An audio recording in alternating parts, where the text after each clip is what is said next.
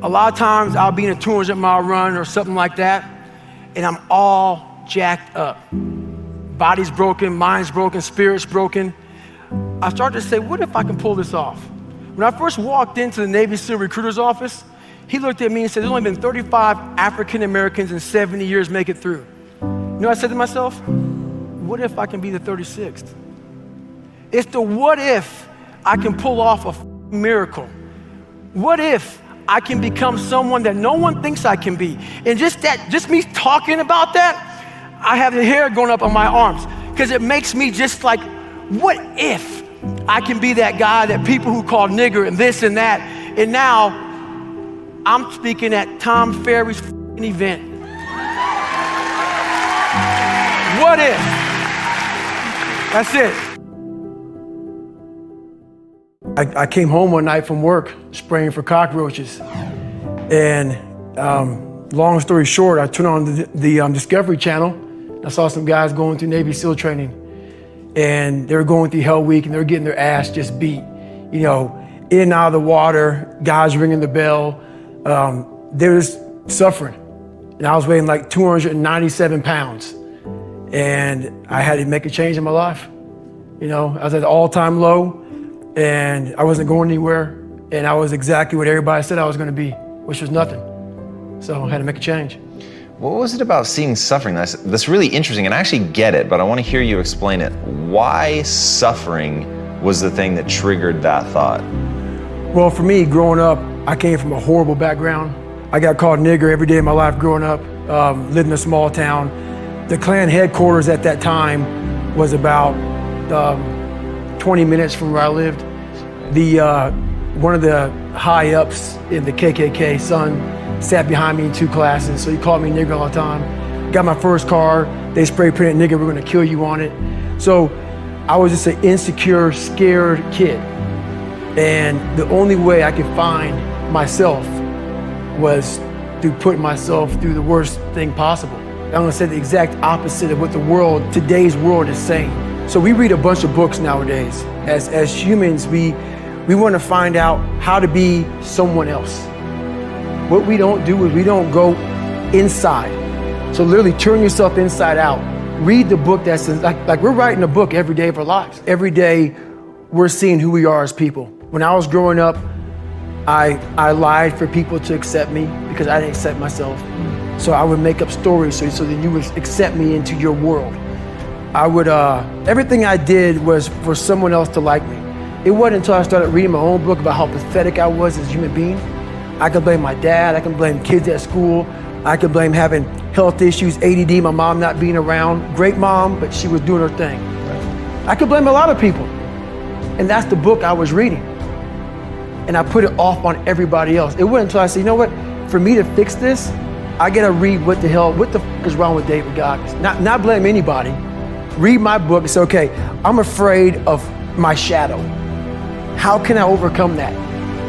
Go in the military, get your ass kicked, do things you hate to do, be uncomfortable every day of your life. Roger that.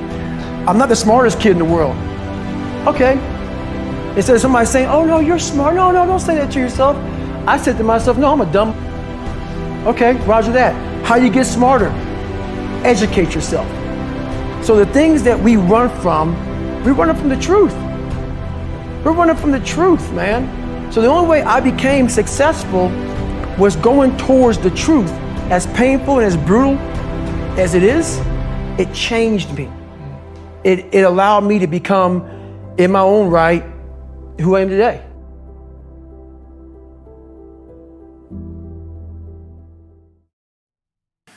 The cookie jar is something I invented. As you all know, your mom has a cookie jar, and sometimes you might have an Oreo, sometimes you might have a Chips Ahoy, sometimes you might have an oatmeal raisin cookie. You never know. It's just in there. My cookie jar has every single failure and success of my life, something I overcame. So what happens in time of life when you're stressed out and things get bad, even the hardest guy in the world, me, everybody thinks, and I think I'm the hardest guy in the world. You gotta believe that. You gotta believe you are something. I will, in my mind, reach into my cookie jar, And sometimes you forget how hard you are in times of need. Because you're stressed. But you forget, I'm a Navy SEAL, I'm a Ranger, I'm this and that, but you forget all that because your life sucks. I calm down, take that 1 second, get control of my life, reach in the cookie jar. Well, you got called nigger your whole life and you're now the only person in history to do this, and this. Put it back in the cookie jar, reset my mind. You have to remind yourself of how badass you really are in times of need. That's the cookie jar.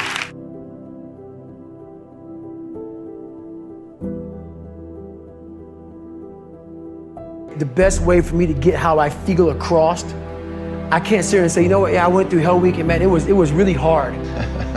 No, that takes your damn soul, rips it inside out, and then they say, now we're going to start. It allows me to express where I was at a point of my life. If I don't give you all of me, why the hell am I here? Why? How will you learn from me? People take so much offense to me. You will never learn from people if we always tap dance around the truth. Oh God, I love that. We tap dance around the truth by finding the right words so I don't hurt you because you have thin skin. No, tighten up, people.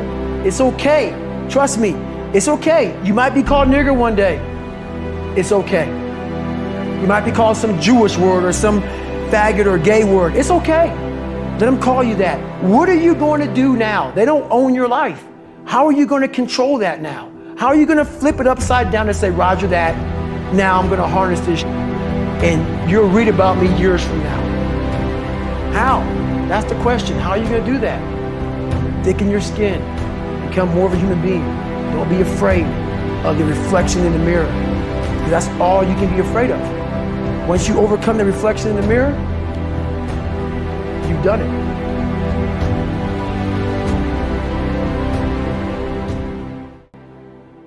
The first ultramarathon wasn't smart at all.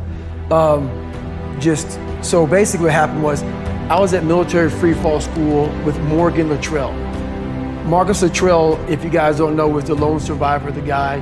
He was in a bad op went bad. He was the only Navy SEAL that lived. Long story short, you gotta get the book, read Lone Survivor, great story. Morgan is Marcus Luttrell's twin brother, and I was there with Marcus. So what happened was myself and Morgan were in free fall school. At the same exact time, Marcus was in the worst incident in SEAL history. So I knew that Marcus might be dead. He wasn't dead, everybody else was dead. So I actually brought Morgan, I actually told Morgan, hey man, your brother was in a bad incident. I don't know if he's alive, I don't know what's going on. Long story short, Marcus is alive, and I go on to want to raise money for families. All these guys died, they all had kids. I want to raise money for the Special Operations Warrior Foundation. It's a foundation where 100% tuition goes to these kids to go to college, full tuition, whatever. So I found this great foundation. I'm going to raise money for it. So I said, you know what? I have to Google something that's evil, something very hard.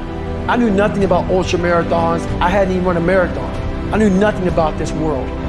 So I Googled the top 10 hardest races in the world. And what comes up is a Badwater 135. It's a 135-mile race through Death Valley in the summertime. I thought it was a stage race. I thought it was a race where you run like 20 miles, set up camp, barbecue outside, and then go run some more the next day. So I called the race director up at the race and said, hey, Chris, his name is Chris Kosman, I want to do your race. So we had a long conversation. I was much heavier then, and I hadn't put running shoes on in over a year. How heavy are you at this point? I'm around between 240 to 270. Whoa. I'm in there. I'm in that range. My weight has varied a lot through the SEAL teams and out of the SEAL teams, so I was a heavy guy. But the long and short of it all was I hadn't put running shoes on in over a year. I was a big-time power lifter. I lifted weights heavy. That's what I did. Right. I got back home from Iraq, went straight to free fall school, and then this happened. So I called Chris Kosman up on a Wednesday. He says, look, man, the only way you can qualify for my race is to run 100 miles at one time in 24 hours or less. There happened to be a race that Saturday, so 4 days later. And he said, if you qualify, by running 100 miles or less in 24 hours, I will consider you my race. I'm gonna cut to the chase. I signed up for this race. It's called the San Diego One Day, where you run around a 1 mile track for 24 hours to see how many miles you can get.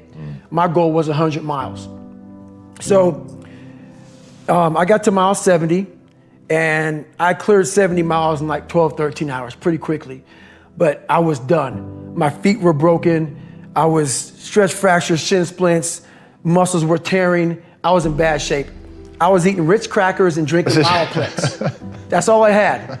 No water, didn't know what the hell I was doing out there. Had on some tube socks. It was just ridiculous. It was a clown show. So I sat down at mile 70, and at this time I was married. And I look at my wife and I was like, I'm messed up bad. So I literally start to turn white. And when a black guy turns white, you're pretty f***ed up. So here I am, I'm all f***ed up in this chair. I'm at mile 70, I think I got 30 miles to go. I'm jacked up. I gotta go to the bathroom, and the bathroom's like 20 feet from me. It's a porta potty. I can't get out of the chair. So I'm peeing blood down my leg. Whoa. Pooping up my back, and I got 30 miles to go. And I can't stand up because my blood pressure's all messed up. I've been in 3 hell weeks, Ranger School, overcome so many obstacles in my life. This last 30 miles of this race is when I realized a human being is not so human anymore. We have the ability to go in such a space if you're willing to suffer, and I mean suffer. Your brain and your body, once connected together, can do anything. And this 30 miles was the life-changing moment. I was out of it. I was in the worst pain in my entire life. I was, to me, on the brink of death. And I was able to chunk this 30 damn miles into small pieces. I was so driven, and I'm not gonna say motivated, because motivation's crap. Motivation comes and goes. When you're driven, whatever's in front of you will get destroyed. So I sat in this chair and I was so driven to succeed in this race. And at this time, everybody goes, were you thinking about the guys that died? And I'm not gonna lie to you, I wasn't. This became a personal thing. This became me against this race, me against the kids that called me nigger, me against me. It just became something that I took so violently personal. And I broke this thing down into small pieces. I said, okay, I gotta get nutrition. I gotta be able to stand up before I can get off this curb and get off this chair and be able to go 30 miles. So I went through all these small steps, and I was able to stand up. And then from standing up, I was literally walking around with my wife at the time, and she goes, you're not gonna make the time. She goes, you're walking like 30-some minute miles. I got to mile 81, and the second she said that I'm not gonna make the time, I ran the last 19 miles, nonstop. And I can show you right now when we get done with this. Matter of fact, I'm gonna show you right now. This was years ago, and I had to put compression tape on my ankle. And I had, so this was years ago. I had literally the size of $50. I had to get compression tape, and I taped up my ankles, and I taped up my feet. And that's how I got through that race. Was it like a hematoma? I mean, what what happened was, like my shins hurt so bad from having stress fractures that the only way I could continue on was I taped it so I wasn't doing the flexor motion that activates your shins.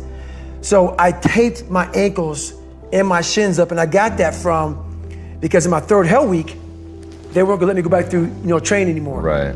So I literally went through all of BUDS, my last SEAL training, with stress fractures and shin splints. And how I did it was I would tape my ankles all the way up to my calf every morning. So for the first hour, the pain was excruciating. But what would happen is my feet would go numb. And I did that every single day for 6 months.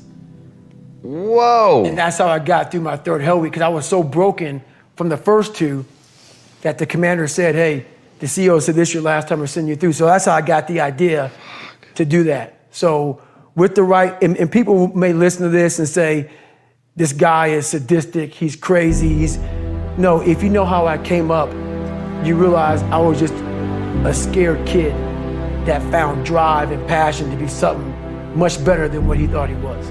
That's all it is. Self-talk and visualization are two keys to my success.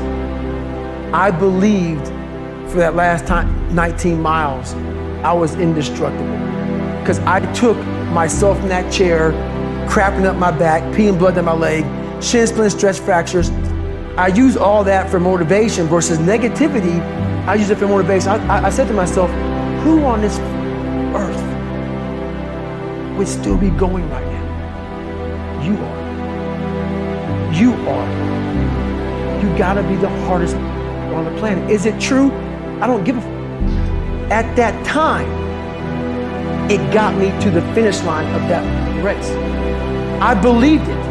I believe it today. I believed it enough to where my body said, he's not gonna stop. And I took all the negative things.